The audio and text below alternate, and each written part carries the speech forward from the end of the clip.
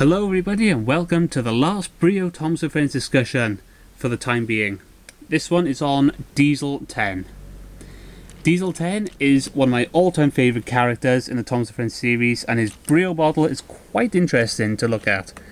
So let's take a look at him. There's his face. That is an absolutely fantastic face. I can't say anything better about that. Just, he looks so evil. It's better if you could see it in person, but looking at his, looking through a camera isn't quite the same effect. But that is just absolutely stunning. I love that face. There's a side-on view. The only problem I find with Diesel 10 is he doesn't really look like, his shape isn't quite like Diesel 10. I'll explain why in a minute. But there's his side view. He's got windows all over the place. He's got these stripes. These stripes, I can't remember whether, I believe these stripes face this way on his TV series model, but I think in later seasons, well not seasons, in later movies, they were facing the other way, so they were pointing up to the upper left essentially. But I remember that was just a thing I noticed with some Trackmaster and the wooden models, is that the stripes would be facing the wrong way. And then when I looked up his picture, it's a bit different.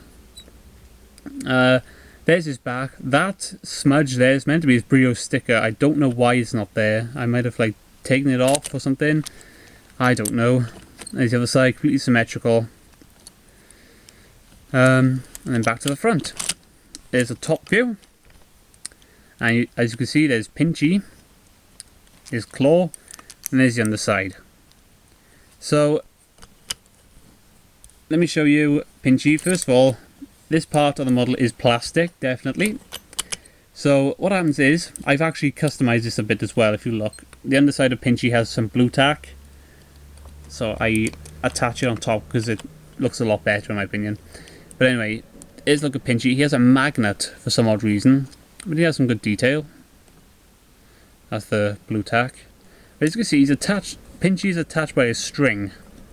The reason for that is because if you push this little thing here, you can actually extend it out so that Pinchy comes out a lot further. Not only that, you can actually lift Pinchy up.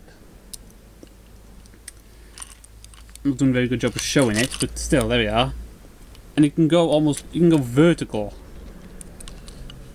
Okay, I'm not doing a very good job of showing it, but he can go vertical. And you can swivel around as well. So look at that. I think that is just so cool. But the only thing I don't like about this model is, like I said, because of the way Pinchy is made, there's a big gap, running down through the top of him.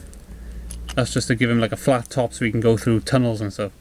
But the only problem with that is that he doesn't really have the right shape. I believe he's meant to be based off the same class of engine as the Diesel, but he doesn't really reflect that. Pinchy on this model is really cool, but it's a bit better. It's much better than Pinchy on his learning curve model, because on that model you can only push it out like that. That's all you can literally do. You can't lift it up and swing it around. Actually, that's the only other model I can think that does that, is the take along and take and play Diesel 10.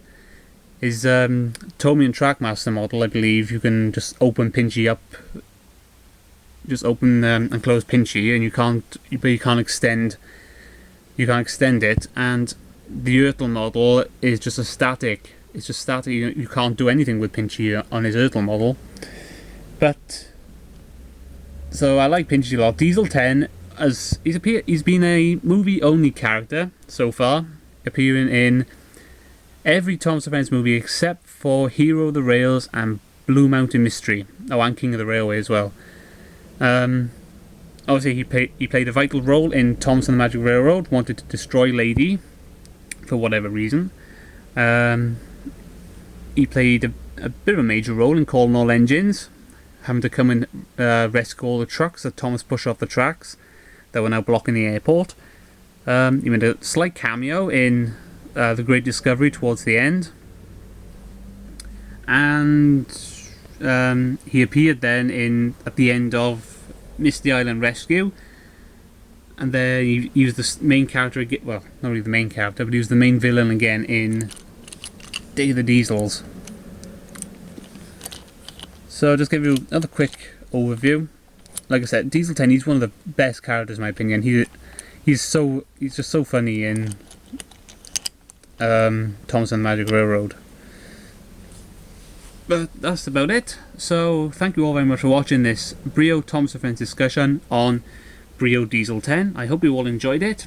If you have any questions or comments or anything, leave them below and I'll try and answer them for you. So thank you for watching and I'll see you next time.